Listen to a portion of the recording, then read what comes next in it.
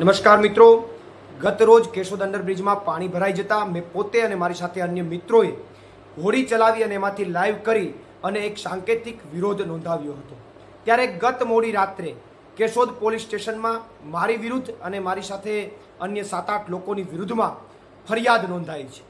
આ સમગ્ર ભારતમાં પહેલો એવો કિસ્સો હશે કે પાણીમાં હોડી હાંકવા ઉપર ફરિયાદ નોંધાણી હોય. કારણ કે આ ગુજરાતમાં ભાજપના રાજમાં બુટલેગર હોય, ભૂમાફિયા હોય, ભાજપના ગુંડાઓ હોય, ભ્રષ્ટાચારીઓ હોય, એ એકેય ઉપર એફઆઈઆર નથી થતી. પણ અમારા જેવા યુવાનો જનતા માટે લડવા નીકળે તો એના ઉપર હોડી હાંકવામાં ફરિયાદ થઈ જાય. અને આ ફરિયાદ પણ ભાજપવાળાઓએ કરાવડાવી છે. કારણ કે ગત રોજ જ્યારે પોલીસ સ્ટેશન અમારી અટક કરવામાં આવી ત્યારે અમને ડિટેન કરીને જ છોડી દીધા હતા.